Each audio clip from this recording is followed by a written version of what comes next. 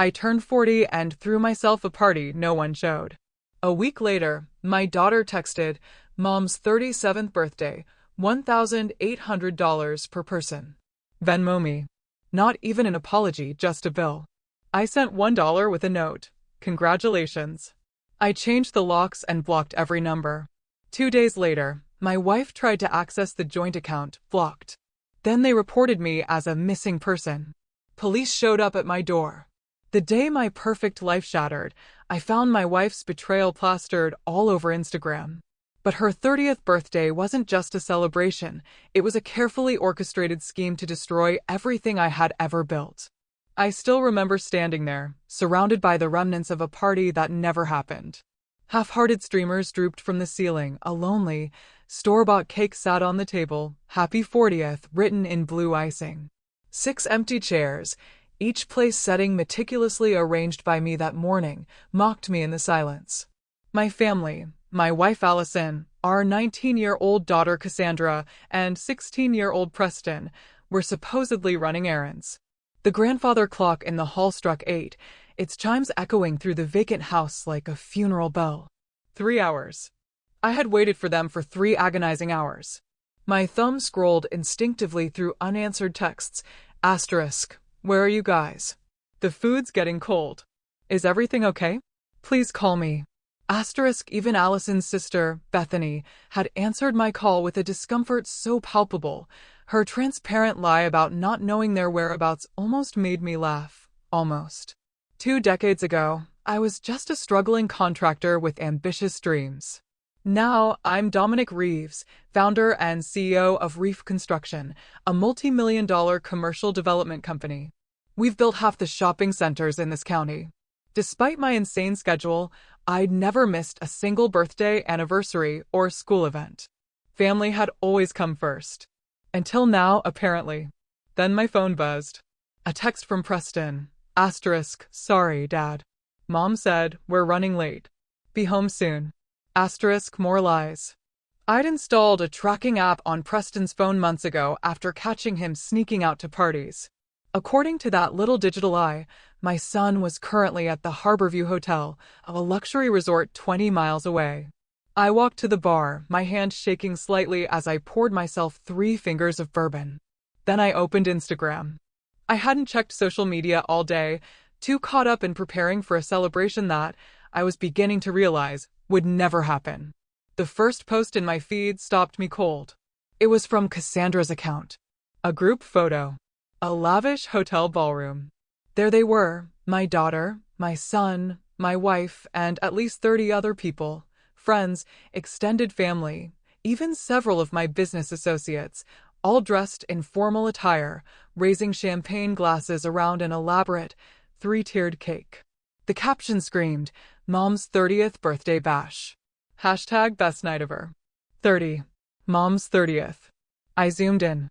And there, standing directly behind Allison, was Theo Bradford, her tennis instructor. His hand rested possessively on the small of her back. Way too close. Far too intimate.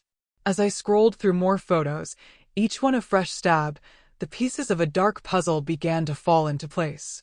Allison's sudden, intense interest in tennis 6 months ago. The late-night strategy sessions with her new business partner. The mysterious weekend conferences. The gradual, almost imperceptible emotional distance that had crept between us. It all made a sickening kind of sense. My phone buzzed again, a notification from Venmo. A request from Cassandra Reeves, $1,800. The description, Mom's 30th birthday. Your share. No apology. No explanation. Just a bill. I stared at my phone, the cold rage that had been simmering finally crystallizing into a hard, dangerous knot in my chest. 20 years of marriage. 2 children I had raised and loved. A life built from nothing through backbreaking work and endless sacrifice. And this was what it amounted to. I finished my bourbon in one burning swallow. Then I opened my laptop. First, I transferred half the money from our joint accounts to a new, private account under only my name. Then I called a locksmith. By midnight, when my family finally returned home, their laughter echoing in the driveway, they stopped dead when they saw my car. The locks had been changed. The security codes reset. And I, Dominic Reeves, was just getting started. Dad. Preston called through the door. We can't get in. Dad's probably asleep, I heard Allison say, her voice still carrying the afterglow of her party. Use your key. I am. It's not working. I sent Cassandra a Venmo payment of exactly $1.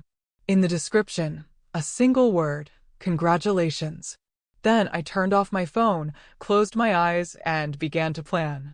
The following morning, I sat in the austere office of Valerie Ortiz, the best divorce attorney in the state. Her reputation for ruthlessness had earned her the nickname, the executioner, among the legal community. They spent the night at the Bradford residence, I said, sliding a thick folder across her polished desk. My wife and children. After I'd changed the locks. Valerie opened the folder, her gaze sharp as she examined the photos inside. Images captured by a private investigator I'd quietly hired 3 months ago, when my suspicions about Allison first began to nag at me like an insistent whisper. You've been planning this for some time, Valerie observed, her tone devoid of judgment. I wanted to be wrong, I replied, the weariness in my voice betraying the steel in my resolve. I gave her every opportunity to come clean. Instead, she escalated. The photos were damning. Allison and Theo in various compromising positions over the past months. Lunch dates, clandestine meetings in hotel lobbies, a passionate kiss in the parking garage of her office building. Each image a fresh betrayal. The most damning evidence is financial, I continued, my voice steady. She's been siphoning money from our joint accounts for months. Small amounts at first, then larger transfers. Over $200,000 in total. Valerie raised an eyebrow, a flicker of surprise in her otherwise stoic expression. To Mr. Bradford, I explained. To a shell company he created 6 months ago. Ostensibly, a wellness retreat business they were launching together. My laugh was hollow, devoid of humor. The only service they provided was to each other. And your children? Valerie pressed. Cassandra knows everything. She's been helping her mother cover her tracks, probably in exchange for financial support. Preston. I'm not sure how much he understands. Valerie reviewed the documents methodically. Your wife organized this birthday party at the Harborview. That must have cost $64,000, I finished. She invited 48 guests, charged them each $1,800, then pocketed the difference. The actual cost per person was around $750. So, she profited from her own birthday party, Valerie stated, a hint of something that might have been incredulity in her voice. While excluding me from it entirely, I added, leaning forward, my eyes locking with hers. I want everything, Valerie. The house, the business, full custody of Preston. And I want Allison and Theo to pay for every lie they've told. Every single one. Legally, we can get you that, she confirmed. I'm not just talking about legal remedies. My eyes were cold, reflecting the frigid anger I felt. I built my life from nothing. I can rebuild again if necessary, but I will not let them walk away unscathed. Valerie studied me carefully. There are lines we cannot cross, Mr. Reeves. I understand. I stood. Please prepare the divorce papers immediately. I'll handle the rest. As I left her office, my phone buzzed. A text from Allison. Asterisk, we need to talk. Where are you staying? Asterisk, I didn't respond. Instead, I called my most trusted employee, Luis Mendoza.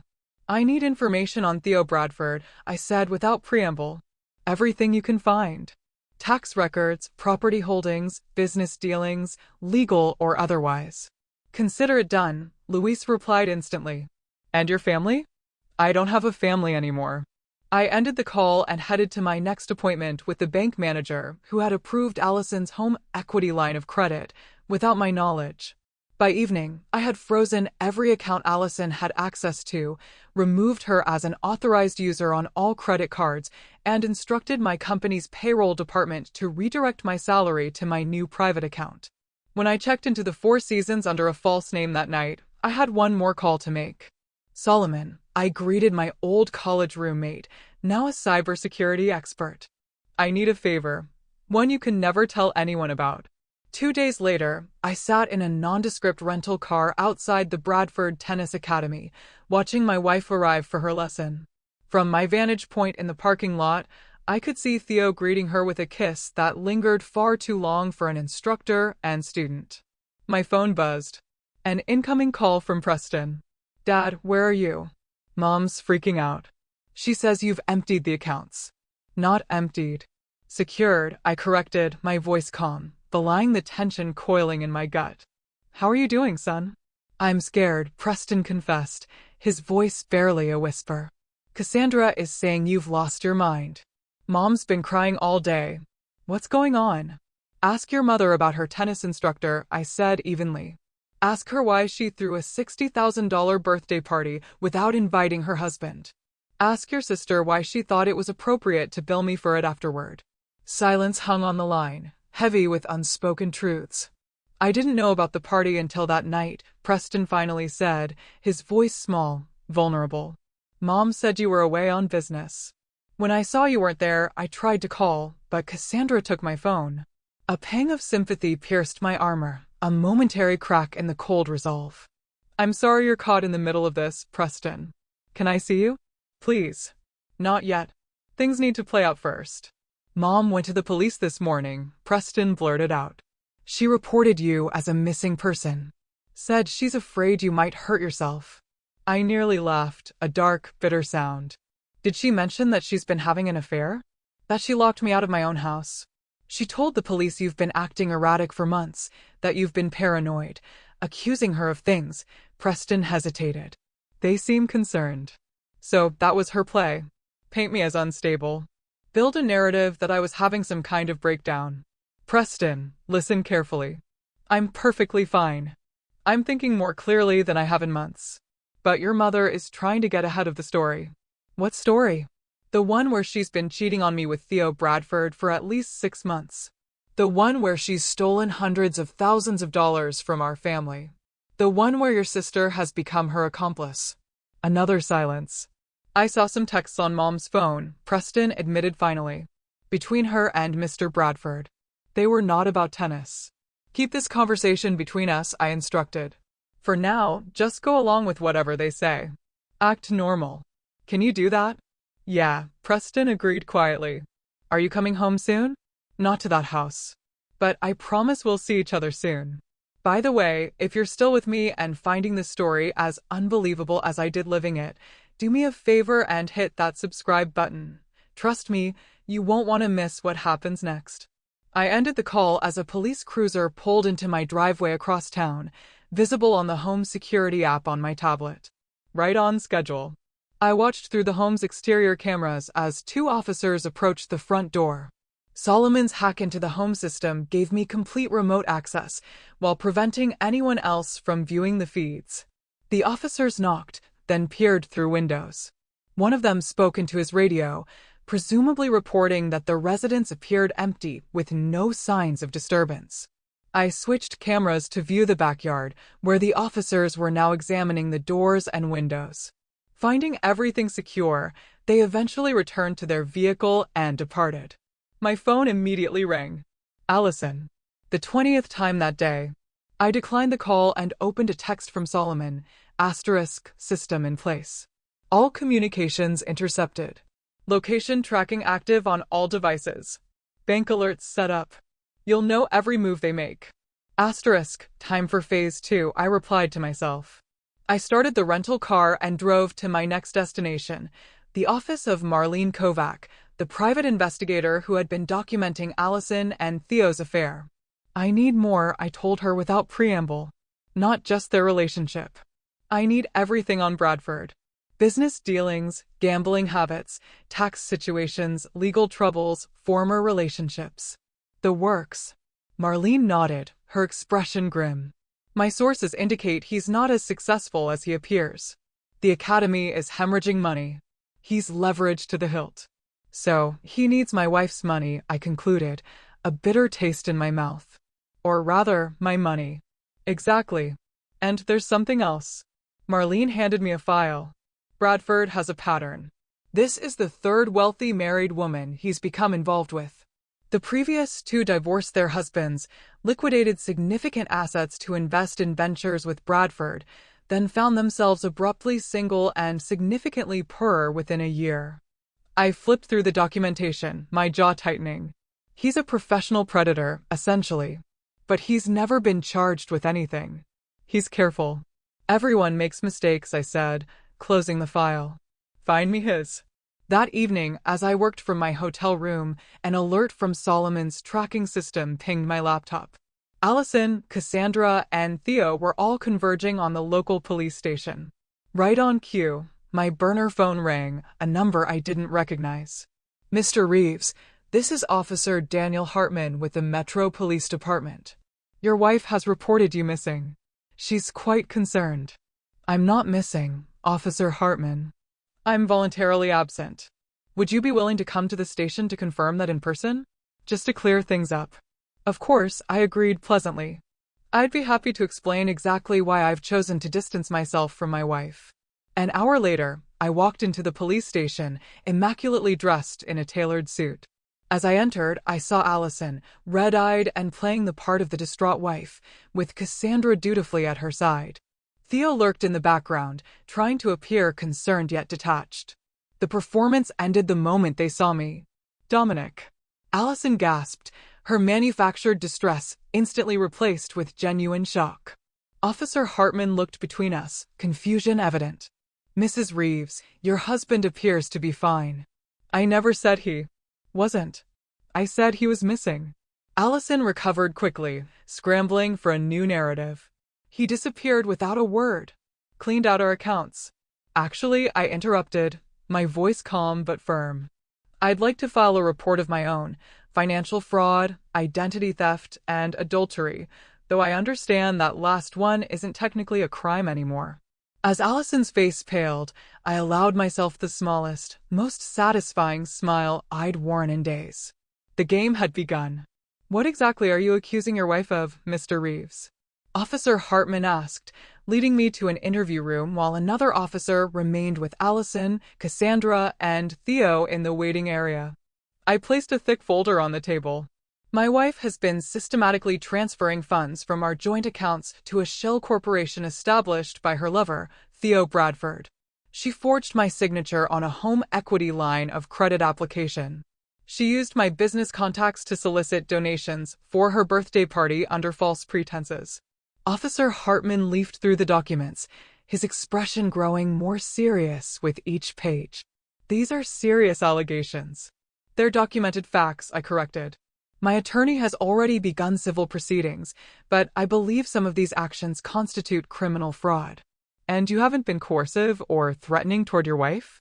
I changed the locks on my house after discovering her infidelity and financial deception. I protected my assets by transferring funds to secure accounts. I temporarily ceased communication while gathering evidence. None of those actions are illegal. The officer studied me, a flicker of understanding in his eyes. Why not just divorce her and be done with it? Because this isn't just about a failed marriage, I explained coldly. My wife and Mr. Bradford have been systematically targeting my finances, my reputation, and my relationship with my children. Now they're attempting to paint me as mentally unstable to gain advantage in upcoming legal proceedings. I won't allow that narrative to stand. After nearly an hour of detailed questioning, Officer Hartman escorted me back to the waiting area, where Allison immediately launched into another performance.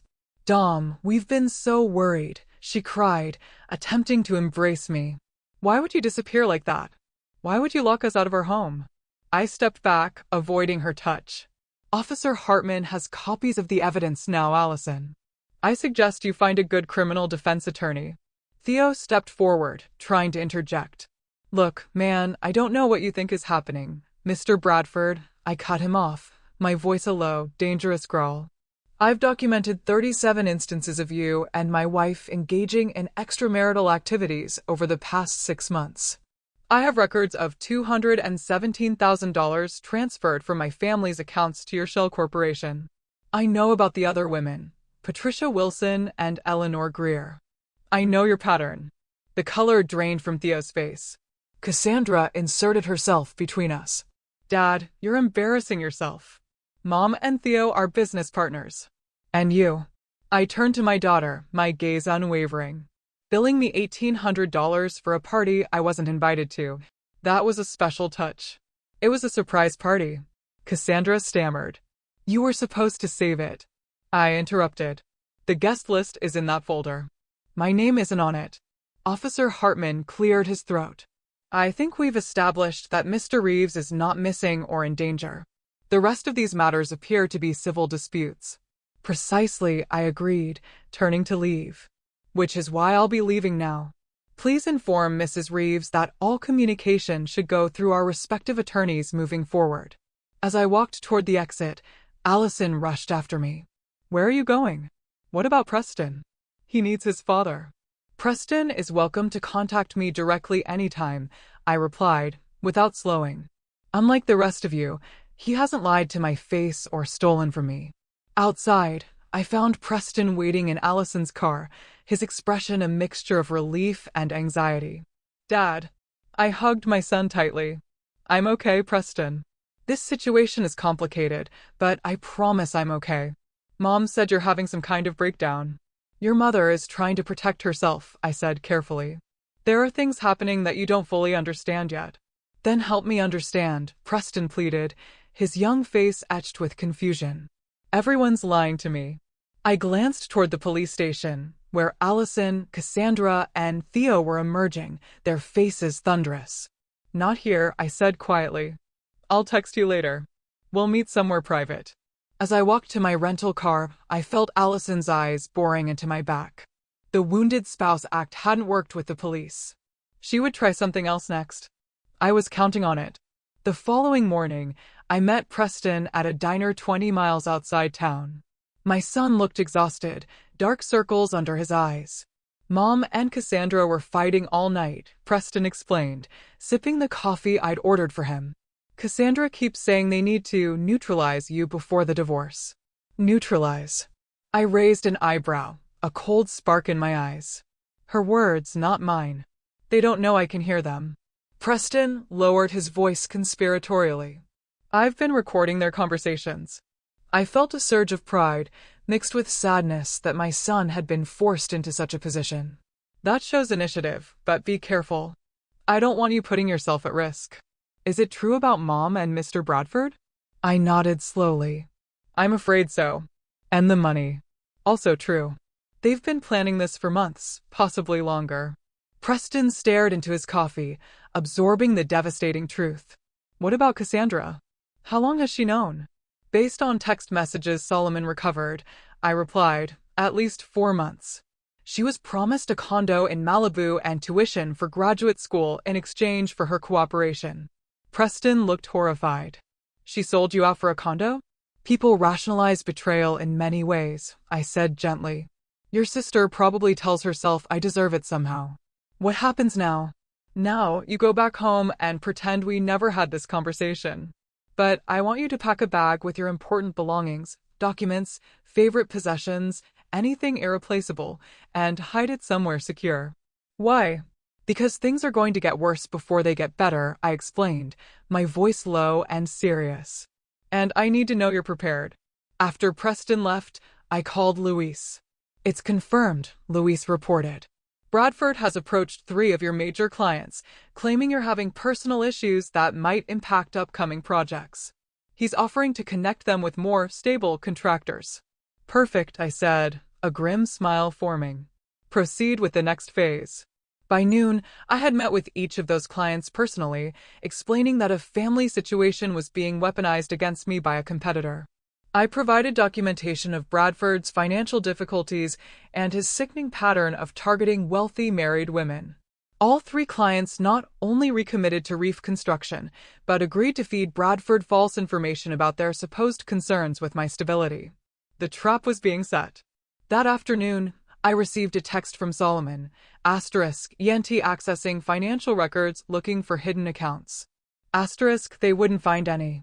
The money I had secured was now flowing through a complex network of temporary holding companies, established years ago as a contingency plan.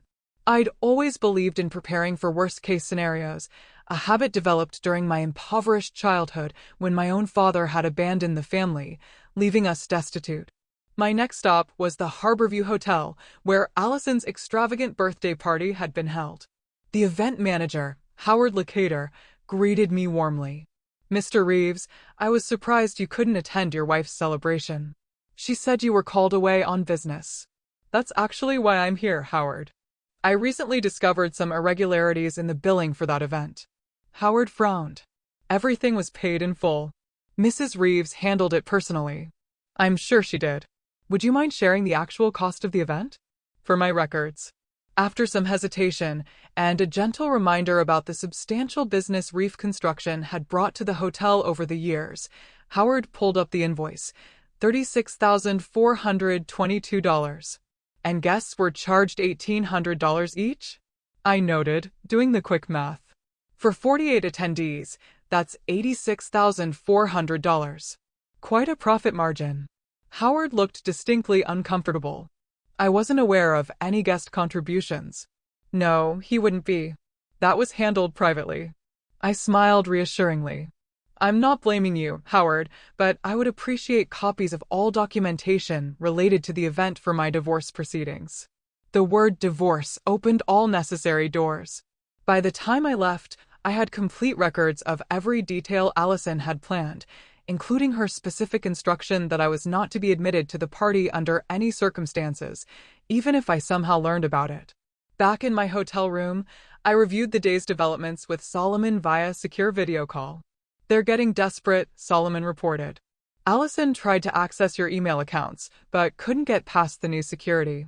Bradford called 3 banks trying to find your new accounts. Cassandra has been contacting your former employees looking for dirt. And Preston. Clean so far. No suspicious communications. He seems to be keeping his word." I nodded, relieved. "What about the offshore transfers?" "Bradford made initial inquiries this morning. Our false trail is in place. The Cayman account looks legitimate, complete with believable banking history. If he tries to access it," I finished, a predatory glint in my eye, "we'll have him on attempted financial fraud. Keep monitoring. I want to know the moment they take the bait." 3 hours later, the alert came. Bradford had attempted to access the fabricated offshore account using credentials purposely left on a decoy laptop in my home office safe, the combination of which Allison knew. I immediately called Valerie Ortiz. "We've got him," I said without preamble. "Attempted unauthorized access to a financial account. The system captured his IP address, device information, everything." "Do you want to press charges immediately?" Valerie asked. "Not yet," I replied. "Let's see how deep they'll dig their own graves first." A week into my calculated absence, the first cracks in Allison's coalition began to show. Solomon's surveillance revealed increasingly tense conversations between Allison and Theo, primarily centered around money.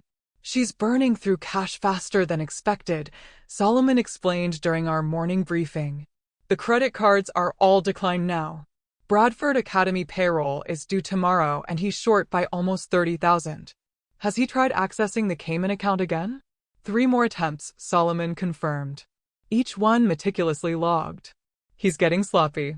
Last night, he spent 4 hours searching for ways to bypass banking security protocols. His search history is incriminating." I smiled grimly. "And Cassandra? She's demanding her promised condo and tuition money. Apparently, she's already signed a lease based on her mother's guarantees." Everything was proceeding according to plan. Financial pressure was the first step in fracturing their alliance. My phone buzzed with a text from Preston, *, "Mom's meeting with some guy today. Says he's a reputation management consultant." "What does that mean?" "It means they're planning to destroy my public image," I replied. "Can you get a name?" 20 minutes later, Preston sent a photo of a business card, Fletcher Mills, Crisis Management Specialist. I immediately relayed the information to Luis, who set to work investigating Mills. By afternoon, we had a complete profile. Former tabloid journalist turned PR fixer, specializing in crafting sympathetic narratives for wealthy clients facing public scandal. His usual approach is to plant strategic stories with former media colleagues, Luis reported, painting clients as victims while subtly undermining their opponents. Perfect, I murmured. Have Marlene approach him. Same cover story we discussed. That evening, Marlene Kovac met Fletcher Mills in an upscale bar across town, posing as a wealth management advisor concerned about a client being manipulated by an unscrupulous contractor named Dominic Reeves. The seeds of doubt were planted. Meanwhile, I arranged to meet with several of Allison's closest friends, women who had attended the birthday party and received those Venmo requests. I approached each meeting with calculated vulnerability, expressing confusion and hurt rather than anger. I just want to understand what happened, I told Jennifer Palmer, Allison's maid of honor from our wedding. One day, I'm planning my 40th birthday. The next, I discover my wife is celebrating without me and charging our friends for the privilege. Jennifer shifted uncomfortably. Allison said the party was her idea, but that you approved everything. She said you were handling the finances. Did you think it was strange that I wasn't there? She told us you had an emergency project crisis, that you were devastated to miss it. I nodded thoughtfully. And the $1,800 charge. Did that seem reasonable for a birthday dinner? Jennifer hesitated. It seemed high, but Allison said it included a charitable donation to that wellness retreat she's launching with her tennis coach. Interesting. I slid across my phone, showing Jennifer the actual hotel invoice. The real cost was about $750 per person. As Jennifer's expression shifted from confusion to dawning comprehension, I knew I had another ally. By week's end, I had spoken with 12 of Allison's closest friends, systematically dismantling her social support network with nothing but documented facts and gentle questions. The isolation strategy was working. On day 10 of my strategic absence, I received an urgent call from Preston. Dad, they're planning something big. Mr. Bradford's moving into our house tonight. Mom says they're accelerating their timeline because of your aggressive tactics. They're meeting with some doctor tomorrow morning. What kind of doctor? I asked, already suspecting the answer. A psychiatrist. I heard Mom practicing what she's going to say. She's going to claim you've been abusive and paranoid for years, that you're having some kind of breakdown. Trying to build a case for an involuntary psychiatric hold, I concluded, my voice cold. Bold move. What do we do? Preston asked, fear creeping into his tone. We do nothing. You maintain your cover. I'll handle this. I paused. Actually, there's something you can do. Make sure you're present for that meeting. If possible. Record everything. I will, Preston promised. Dad, be careful. After ending the call, I immediately contacted Valerie. They're escalating to psychiatric claims, I informed her. I need preemptive measures. Already in motion, Valerie assured him. I filed for an emergency hearing regarding the financial fraud. Judge Wentworth is sympathetic. He's experienced similar tactics in his own divorce. More importantly, I've arranged for you to meet with Dr. Eleanor Chin tomorrow morning. She's a respected forensic psychiatrist who can evaluate you and document your mental stability. Excellent, I approved. And the financial trap? Bradford accessed the fake Cayman account 4 more times today, each attempt more aggressive than the last. He's trying to transfer funds now, not just view balances. We have everything documented. Perfect timing, I said. Prepare the injunction papers. We move tomorrow. That night, as I finalized details with my team, I received an unexpected video call request from Cassandra. After a moment's hesitation, I accepted. My daughter's face appeared on screen, streaked with tears. Dad, I need to talk to you. I'm listening, I replied, keeping my expression neutral, a guarded wall around my heart. Everything's falling apart, she blurted. Mr. Bradford moved in today. And he's not who Mom said he was. He's controlling and mean when no one's watching. He called me a spoiled brat when I asked about my condo money. The money that was promised to you for betraying your father? I asked calmly. Cassandra flinched. I didn't see it that way at first. Mom said you were financially abusive, that you controlled everything, that this was her only chance for independence. And now I don't know what to believe, she admitted, her voice cracking. But Bradford threatened Preston tonight. When Preston questioned why he was using her office, he actually grabbed him by the shirt. My expression hardened. a dangerous stillness settling over me. Is Preston okay? He's locked in his room. Bradford took his phone. Cassandra wiped her eyes. Dad, I'm scared. Mom's not acting like herself. She's letting Bradford make all the decisions. Why are you telling me this, Cassandra? What do you want from me? She hesitated. I want out. I was wrong. I'm sorry. I studied my daughter's face, looking for signs of deception, a familiar manipulation. Your mother and Bradford are meeting with a psychiatrist tomorrow to build a case against me. Did you know about that? Cassandra nodded miserably. It was Bradford's idea. He said it was the fastest way to get control of everything.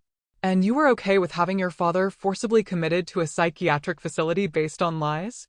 No, I didn't think it would go that far. She looked away. I just wanted Mom to be happy. And I wanted the condo, the tuition money. Her voice dropped to a whisper. Yes, it was stupid and selfish. I see that now. I sighed. If you truly want to make amends, I need something from you. Anything. Evidence.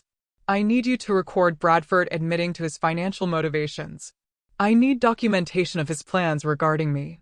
Can you do that? Cassandra nodded determinedly. Already started. After what happened with Preston, I installed a recording app on my phone. I have Bradford saying they need to neutralize you before you destroy everything. For the first time in days, I felt a glimmer of hope for my daughter. Send everything to this email, I instructed, typing an address into the chat function. Then pack a bag. Essentials only. Be ready to leave at a moment's notice. What are you going to do? Once and for all, I replied, my voice a quiet promise. I arrived at the courthouse at 8:30 a.m., immaculately dressed, flanked by Valerie Ortiz and Dr. Eleanor Chin, the forensic psychiatrist who had evaluated me that morning. Your mental status is entirely stable, Dr. Chin had concluded. You're understandably distressed by the betrayal you've experienced, but your thinking remains logical and your actions proportionate to the situation. Judge Leonard Wentworth, a stern man in his 60s, had agreed to hear my emergency petition regarding the financial fraud and potential psychiatric manipulation before Allison could implement her own strategy. At precisely 9 a.m., the bailiff called the case. As planned, neither Allison, Bradford, nor their attorney knew about this hearing, a legal maneuver Valerie had orchestrated through her connections with the court clerk. Your Honor, Valerie began, we're seeking emergency injunctive relief on behalf of Mr. Dominic Reeves, who has documented evidence of systematic financial fraud perpetrated by his wife, Allison Reeves, and her paramour, Theodore Bradford. Judge Wentworth reviewed the documentation carefully. These are serious allegations, Counselor. Why the emergency filing without notice to opposing parties? Because as we speak, Mrs. Reeves and Mr. Bradford are meeting with a psychiatrist to fabricate claims of mental instability against my client. A transparent attempt to gain control of his assets and prevent him from defending himself against their fraud. I presented my evidence methodically. Bank statements showing unauthorized transfers, the fake Cayman account access logs with Bradford's digital fingerprints all over them, and the recordings Cassandra had provided of Bradford discussing their need to lock Dominic up before he could ruin everything. Dr. Chin testified to my mental stability and the disturbing pattern of gaslighting evident in the recorded conversations. By 10:30 a.m., Judge Wentworth had seen enough. I'm granting the emergency injunction, he declared. Mrs. Reeves and Mr. Bradford are hereby prohibited from accessing any accounts or property belonging to Mr. Reeves. Furthermore, I'm issuing a restraining order preventing them from making any public or private claims regarding Mr. Reeves's mental health without evaluation by a court-appointed psychiatrist. As we exited the courtroom, my phone buzzed. A text from Preston. They just left the doctor's office. Bradford's talking about going to the police this afternoon. Mom looks scared. Phase 2, I told Valerie, who immediately made a call. 30 minutes later, as Allison and Bradford returned to the Reeves residence, they were met by 2 police officers and a court officer serving the emergency injunction and restraining order. From my position across the street, I watched through binoculars as Bradford's face contorted with rage. Even from this distance, I could see the man gesturing wildly, shouting at the officers while Allison seemed to shrink beside him. My phone buzzed. Cassandra calling. Brad's losing it, she reported, her voice a hushed whisper. He's screaming at Mom, saying she ruined everything by not acting faster. The police are still here. Where are you? I asked, my voice low. Upstairs bathroom. Preston's with me. Bradford shoved him when Preston tried to talk to the officers. He put his hands on Preston again? My voice went dangerously quiet, all the latent anger now sharp and focused. Yes, not hard, but definitely aggressive. Stay where you are. Lock the door. I ended the call and dialed Officer Hartman directly. My son just reported that Theodore Bradford physically assaulted him in my residence, I said without preamble. My daughter witnessed it. They're currently hiding in an upstairs bathroom. Within minutes, additional police units arrived at the house. I watched as Bradford was separated from Allison and questioned intensively. When one officer went upstairs, presumably to speak with Preston and Cassandra, I knew it was time to make my move. I walked calmly across the street, approaching my home for the first time in almost 2 weeks. As I neared, Officer Hartman spotted me and moved to intercept. Mr. Reeves, this is an active police matter. I need you to. That's my son who was assaulted, I said firmly, my gaze fixed on the front door. I'm going to see him now. Before Hartman could object, Preston burst from the front door. Dad. I embraced my son, checking him over for injuries. Are you okay? I'm fine, Preston assured me. Bradford just pushed me. The cops are taking my statement.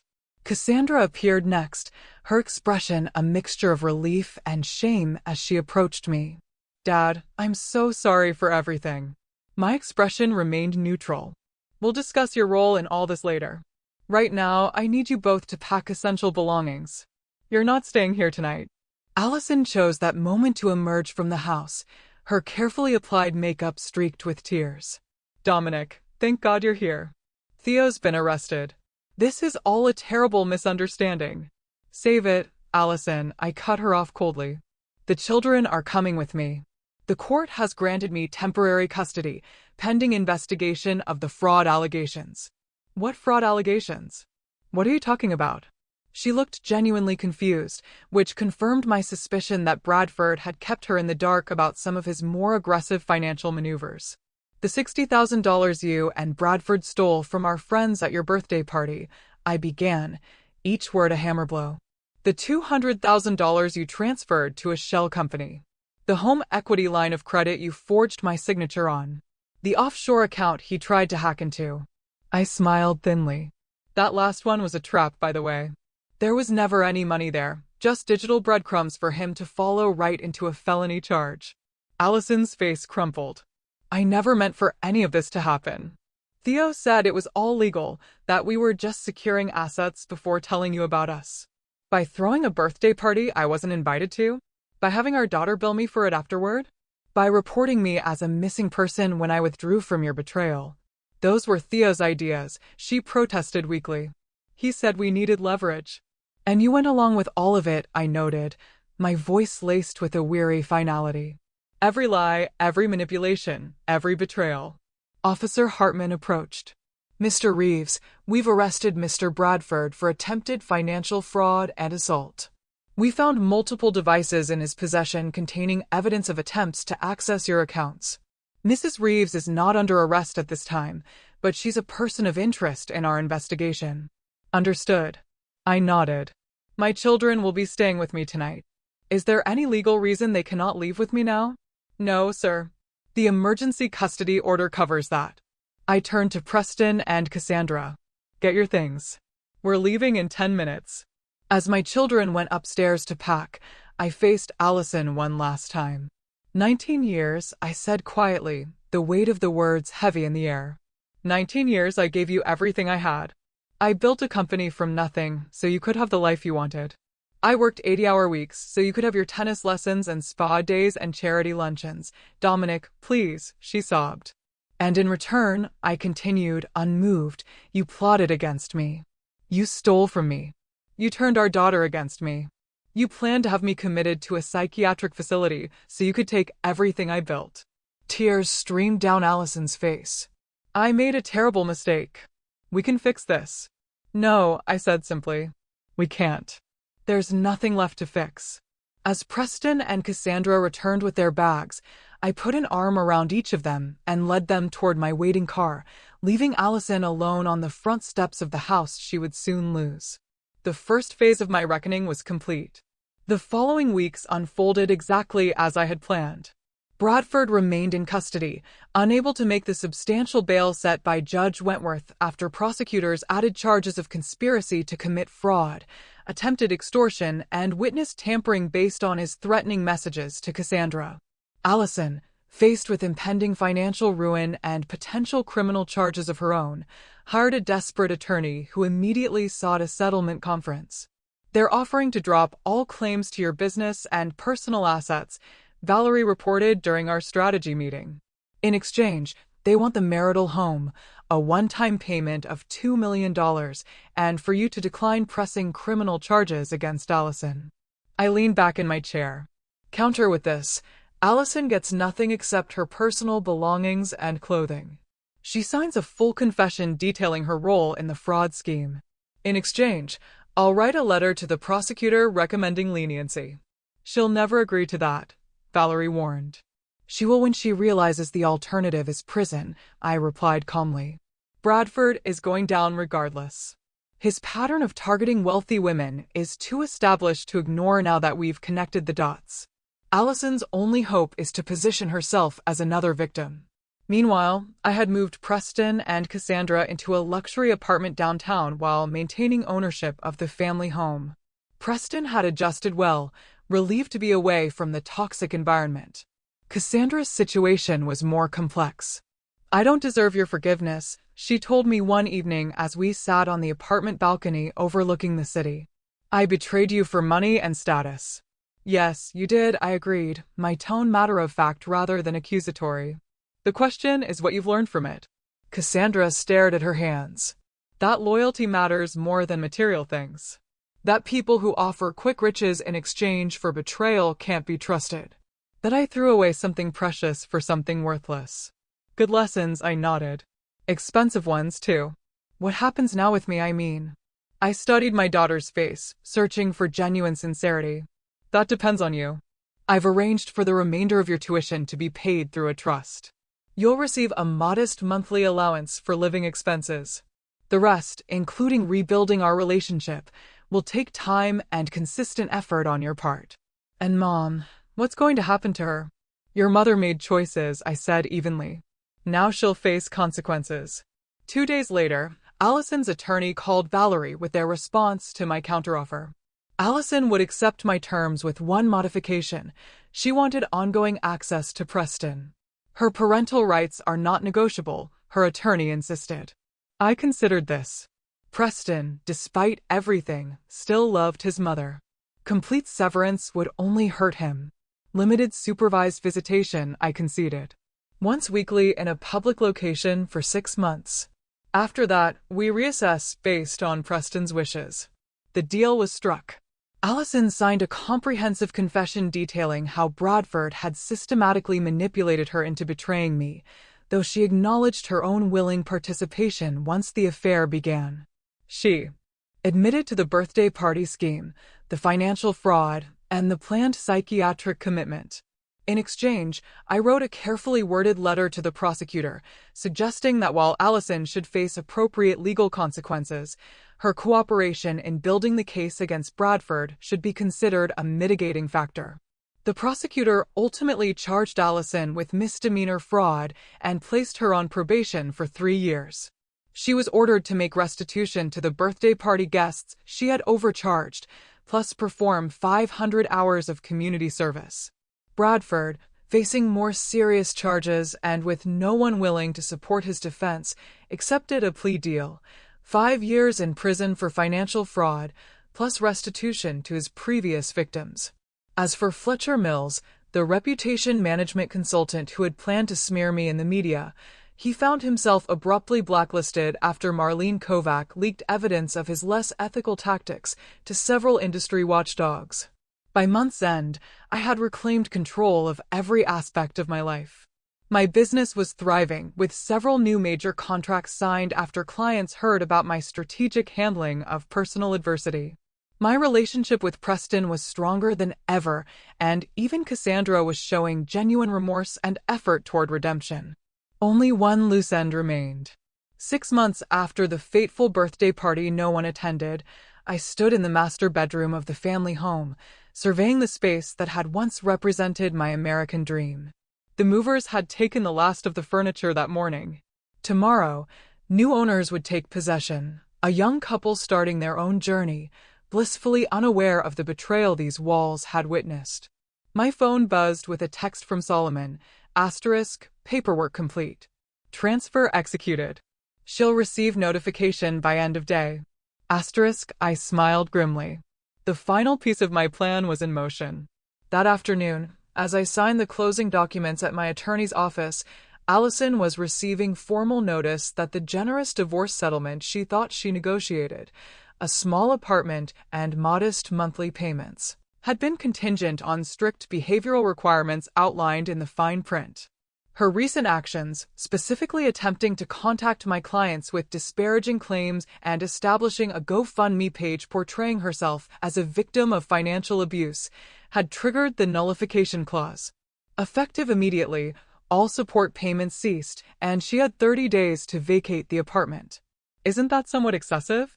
Valerie asked cautiously as I explained the situation. Not at all, I replied calmly. I gave her a clear path to a dignified new beginning. She chose instead to continue attacking me. Actions have consequences. Later that evening, as I hosted a small dinner at my new home for Preston, Cassandra, and a few loyal friends who had stood by me throughout the ordeal, my phone rang with an unfamiliar number. Mr. Reeves? A tentative female voice asked when I answered. This is Patricia Wilson. We've never met, but you exposed Theodore Bradford's scheme. I was one of his previous victims. I'm aware of your situation, Miss Wilson, I acknowledged. I'm sorry for what you experienced. No, I'm calling to thank you, she corrected. The restitution Bradford was ordered to pay? It saved my life. I was about to lose my home after what he took from me. Similar calls came in the following days from Bradford's other victims. I listened to each one, offering practical advice on rebuilding after financial devastation, something I understood intimately from my own childhood experiences. 1 month later, I launched the Phoenix Foundation, a nonprofit organization dedicated to supporting victims of relationship-based financial fraud. Using my business acumen and network, I created a system offering legal aid, financial counseling, and temporary support for those rebuilding their lives after betrayal. Preston eagerly joined the Foundation's youth outreach program, helping young people from broken homes navigate their new realities. Even Cassandra, having transferred to a local university to be closer to family, volunteered her weekends to the cause. As for Allison, her final attempt at reconciliation came on a rainy Tuesday, exactly 1 year after my unattended birthday party. She appeared at my office unannounced. Thinner and without the designer clothes and perfect makeup that had once been her armor. Just 5 minutes, she pleaded with my assistant. I just need 5 minutes. Against my better judgment, I agreed to see her. You've done well, she observed, looking around my expansive new office. The foundation, the business expansion. Everyone speaks highly of you. What do you want, Allison? I asked directly. Forgiveness, she answered simply. Or at least understanding. I've lost everything. My home, my reputation, my children's respect. I'm working as a receptionist at a dentist's office. I live in a studio apartment. You made choices, I reminded her, unmoved. These are the consequences. I know, she acknowledged, tears welling in her eyes. But we were married for 19 years. We raised children together. Doesn't that count for anything? I studied the woman I had once loved beyond reason. It counted for everything. That's why your betrayal was unforgivable. People make mistakes, Dominic. Terrible ones. But they can change. They can learn. Some betrayals are too fundamental, I interrupted, my voice firm. Some broken things can't be repaired. Tears streamed down Allison's face. So that's it? 2 decades together and we end as strangers. We end as what you made us, I corrected. A cautionary tale. After she left, I stared out the window at the city skyline, feeling neither victory nor vindication, only a quiet certainty that I had protected what mattered: my dignity, my future, and my children's understanding of consequences. That evening, as I prepared dinner with Preston and Cassandra in our new home, watching my children laugh together for the first time in months, I realized that while some fires destroy everything they touch, others, the right kind, purify and make way for new growth. The betrayal had cost me my marriage, my illusions, and my blind trust in others. But in their place, I had built something stronger. A life defined by my own terms, relationships based on earned trust rather than obligation, and a legacy that transformed personal pain into purpose. As Preston proposed a toast to new beginnings, I raised my glass in agreement. Some endings, I had learned, are just better beginnings in disguise. Call to action. So tell me, if you were in my shoes, faced with such a profound betrayal, how would you have chosen to rebuild your life? Share your thoughts in the comments below. I truly want to know.